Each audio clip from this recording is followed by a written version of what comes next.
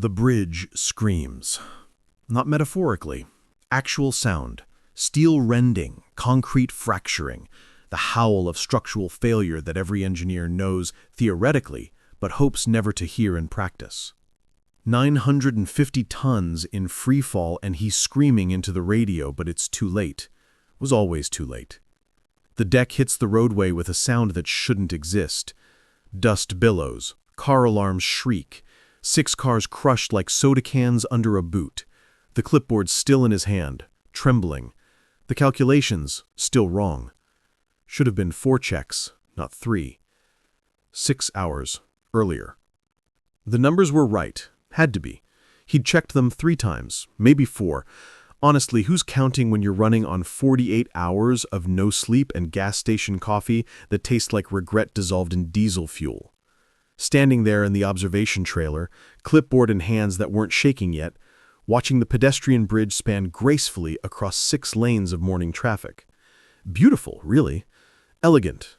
A testament to modern engineering and his 12 years of experience that apparently would mean jack shit in about 6 hours. Everything looked perfect. The radio crackled. Morning commute flowing smoothly. Someone made a joke about grabbing donuts. He laughed. Actually laughed like a person who didn't have a death sentence hiding in his spreadsheet. The tension calculations sat on his laptop screen, neat rows of numbers that looked so confident. He'd used the updated specs, compensated for the design change, accounted for the load distribution that some architect with a god complex had insisted upon for aesthetic vision. The math checked out. Except, it wouldn't.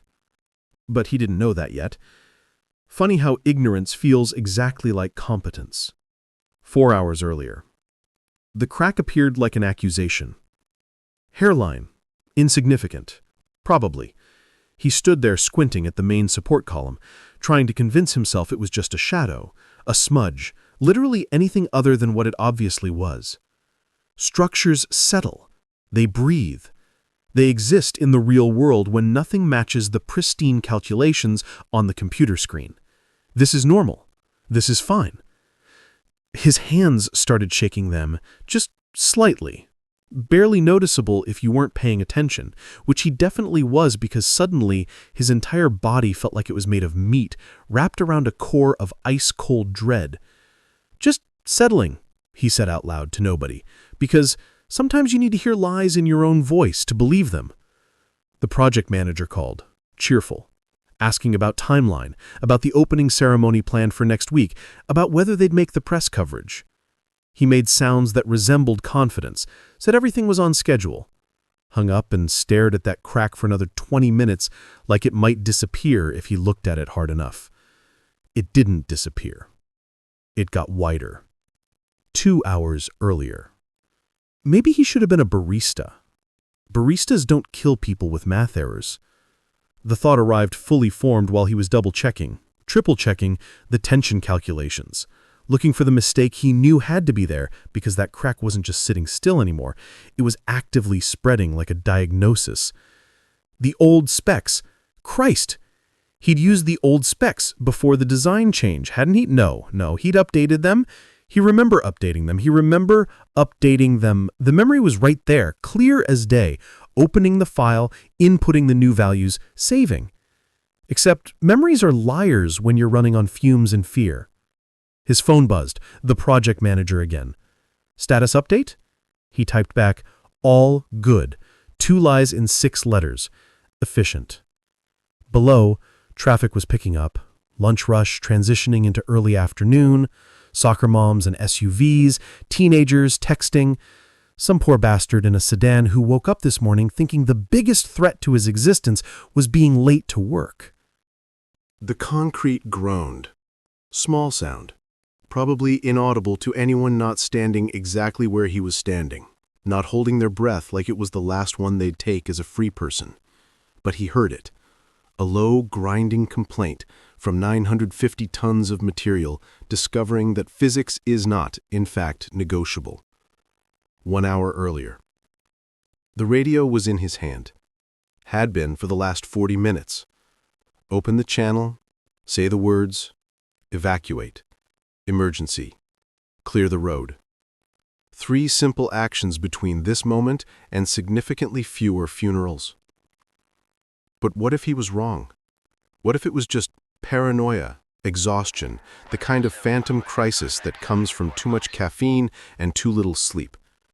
He'd look like an idiot, cost the city hundreds of thousands in delays, end his career anyway, just differently, slower, more humiliating.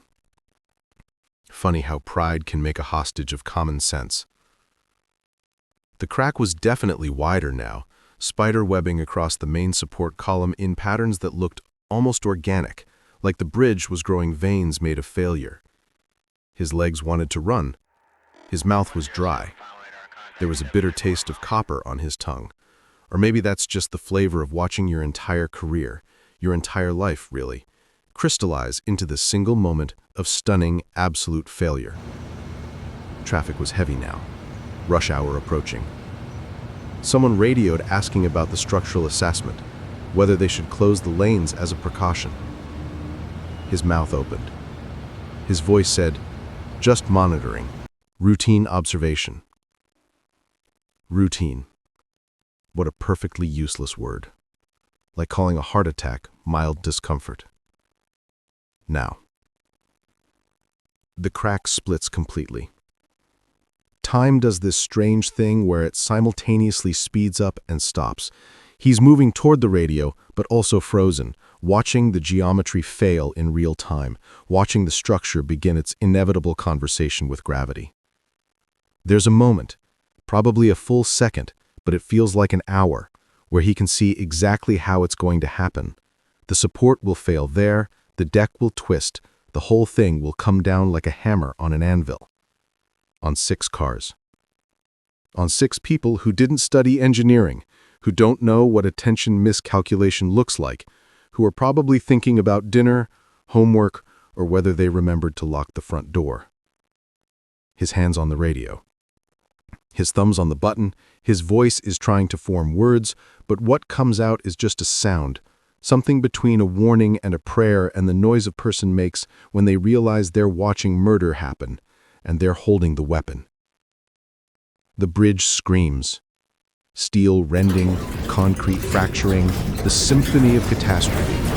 950 tons in free fall, and he's screaming into the radio now, "Get out, get out, get out." But sound travels slower than gravity, and words mean nothing to physics. The deck hits the roadway with a sound that will live in every quiet moment for whatever remains of his life. Dust illows. Car alarms shriek. Someone's screaming. Multiple someones, and he's running now, legs finally cooperating, heading toward the carnage with some stupid instinct to help that completely ignores the fact that he's the reason there's carnage at all. 6 cars, crushed like soda cans under a boot. He reaches the edge of the debris field and stops, because there's nothing to do, nowhere to step, no way to help that isn't just performance for the inevitable cameras already turning his way. The dust settles slowly, revealing the geometry of catastrophe, twisted rebar, pulverized concrete, the obscene angles of vehicles never meant to be origami. The clipboard still in his hand, the calculations still wrong. And somewhere in the trailer, his computer screen still shows the bridge standing, perfect and pristine in CAD software that doesn't account for hubris, exhaustion, or the specific density of human error. 6 cars. 6 people. 3 times he'd checked those numbers. Should have been 4.